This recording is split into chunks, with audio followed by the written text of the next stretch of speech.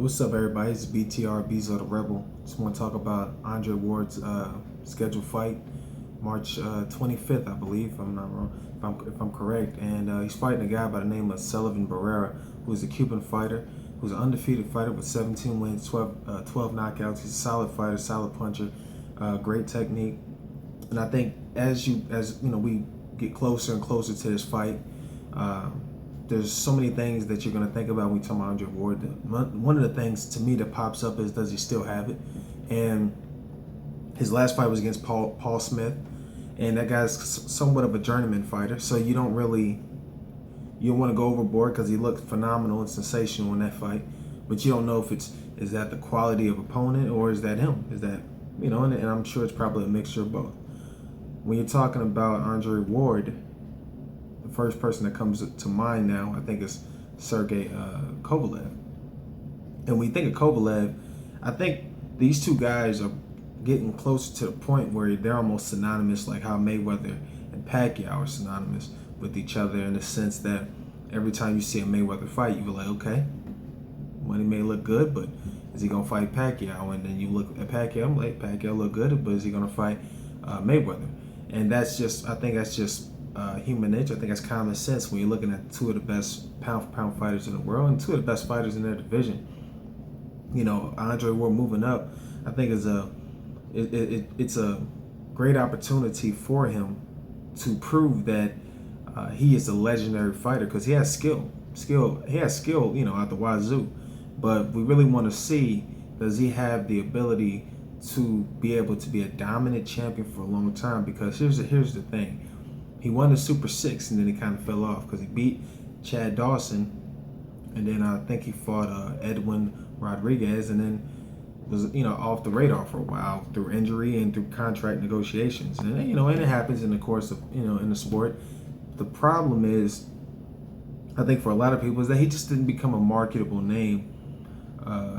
He wasn't marketable enough at the time to where, like when we saw Floyd leave for like 16 months, 18 months at a time, when he left, after he beat Ricky Hatton, when he left after he beat I think it was Marquez, and it took him a while, and then he left after he kept taking long breaks in between fights.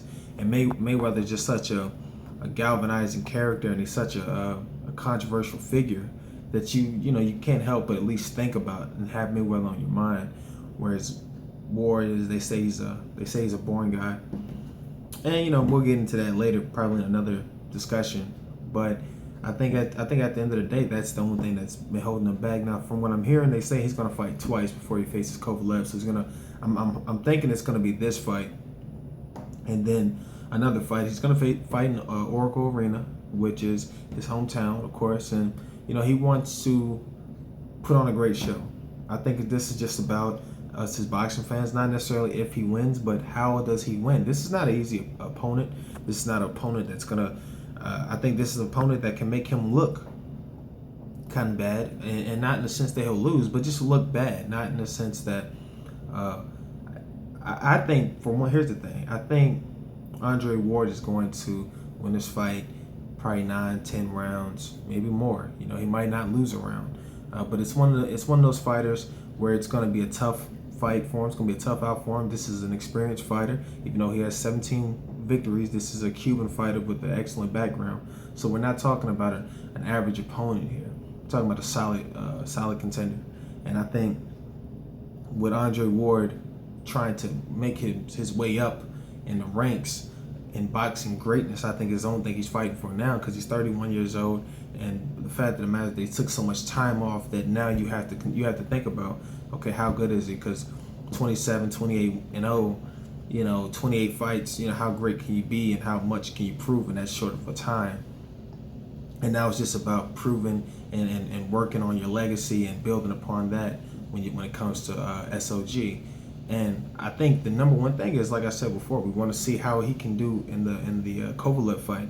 And as boxing fans, the build up, the anticipation, the thoughtfulness, being an analyst in your own mind, it makes you think about, is almost more exciting than the fight itself, because we want to, the fight's only gonna last 12 rounds, but the the anticipation might have been building up for years. So I think as boxing fans, this is a fighter that we need to see active. You know, if you watch basketball, you need to see LeBron James active. You need to see Stephen Curry active, Kevin Durant, etc., etc. And this is very important, I think, to be able to say, you know what, our power players are out here and we're giving it when they're giving it their all and they're fighting the best. They're fighting the best out there. How would you feel, you know, if a small market team couldn't win NBA Finals? And that's sometimes that hurts boxing because you look at a dude and you say Andre Ward wanted to fight Triple G. Well, they say, well, Andre Ward's probably too dangerous for Triple G, and there's not enough money in return to make him want to fight him. Well, you got to do like Tim Duncan, who's not the most marketable guy, but he has 5 NBA championships.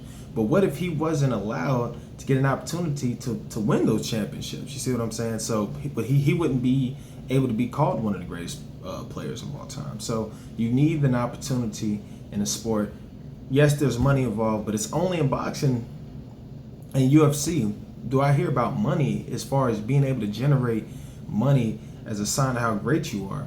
You know, I think that even if you don't generate a lot of money, you could be a great fighter. You know, you're just not a box office attraction, as they say, but, you know, to each his own. And that's really all I wanted to talk about. Remember, subscribe, like, share, comment, give me your feedback. Let's make this as active as possible, and you know, as far as interaction is concerned, and to keep it respectful.